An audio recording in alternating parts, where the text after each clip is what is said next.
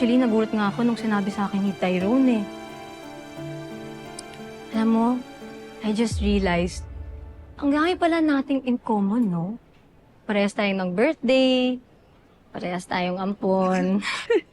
What the hell? Anong ampon na pinagsasabi mo? Saan mo nakuha yan? Huh? Di ba, sabi mo yan sa akin eh. Pareho tayo ng nararamdaman. Paano mo nasabi yan? Ampon din ako, Bel. Ay, sorry ha, pero mali ka ng intindi. Actually, hindi naman talaga ako ampon. Sinabi ko lang yun dahil nagdadrama ako. Alam mo na, parang na-feel ko na left out ako. Parang ampon. Ganon. So, nagsinungaling ka sa akin? Yes. Actually, sinabi ko lang kung ano yung gusto mong marinig at that time. So, hindi naman talaga ako ampon. Nanay ko talaga, si Nanay Rosel. And between the two of us, ikaw lang, Bel, yung ampon. Tali naman. Oh. Alam mo, epal ka talaga, no? Sa lahat ng bagay, gusto mong isiksik yung sarili mo. Pati ba naman birthday mo, parehas tayo? Uy, teka. Nagulat lang ako sa coincidence, ha? Coincidence? O talagang nananadya ka talaga?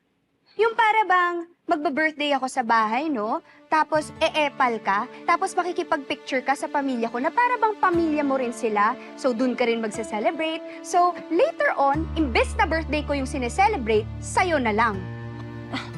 Tali, hindi ganun yun. What? Kunwari ka pa, Bel, ha? Pero yun naman talaga yung gusto mong mangyari, ano? Bait-baitan ka, pero pailalim ka kung kumilos. Bel, ano ba yan? Hindi ka pa rin nagbabago. Hanggang ngayon, gusto mo pa rin kunin sa akin lahat ng meron ako. Lahat na lang inagaw mo sa akin, Bel. Naalala mo? Campus Queen? Unang-una. Pangalawa, boyfriend ko, si Wesley. Tapos yung mga kaibigan ko, ngayon pati pamilya ko, gusto mong kunin? Sandali lang, Tali. Saan ba ito nanggagaling? Ba't mo ba binabalik lahat ng mga past issues natin? Akala ko nalagpasan na natin yun, ha? Akala ko magkaibigan na tayo.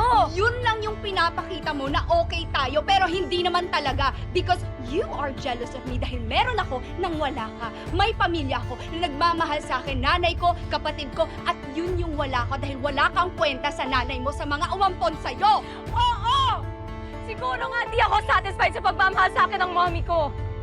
Pero hindi yun ibig sabihin na gusto kong agawin ng atensyon ng mommy mo sa'yo.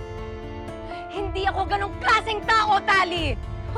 Teka lang ha, huwag mo nga akong dramahan, Bel. Stop it!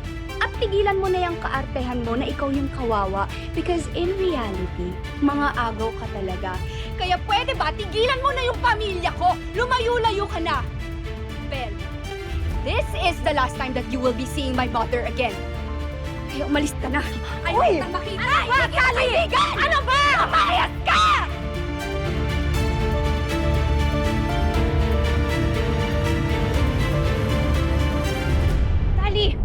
Tali, anak! Ali, tama na. Sandali, bakit kayo nag-aaway? Ano nangyayari dito? Umayas ka na! Tali, bakit mo pinapalaya si Bel? Ayoko na siyang makita, ayoko na siyang makasama, at ayoko na siyang maging part pa ng buhay natin! Tali, sandali. Tali, ano bang nangyayari dito? Kanina naman okay kayong dalawa. Nay! Hindi mo ba nakikita? Hindi mo ba nahalata? Gusto niyang kunin lahat ng meron ako! Pati pamilya ko kayo, Nay! Uy, hindi ako ganong klaseng tao, Tali. Magkaibigan nga tayo eh! Ah! Pinatunayan mo na yan sa akin noon! Lahat na lang gusto mong makuha! Nakita ko how you manipulated the situation kanina. Ano? Nilalapit mo yung sarili mo? Sa nanay ko? Sa kapatid ko? Sa pamilya ko? Para ano? Sila na naman yung magiging pamilya mo? Lahat gusto mong makuha dahil unwanted ka sa mga umampon sa'yo. Aminin mo yun, Bel! Tali, tama na. Ano ka pa? Huwag ka namang ganyan. Ay! Kung once, pwede bang makinig ka sa akin? Nay, lahat ginagawa ko para mahalin ko kayo. Lahat ginagawa ko para ma-appreciate nyo ako. Okay lang sa akin ha, na si Tyrone kampihan nyo dahil kapatid ko siya, kadugo ko siya. Pero what's happening now? Bel? Over me? Tali, mahal kita. Ano ba yung pinagsasabi mo? At walang makakapagpabago sa pagiging magnanay natin. Well, then patunayan niyo yun, Nay. Ngayon mismo. Mamili ka. Bel o ako?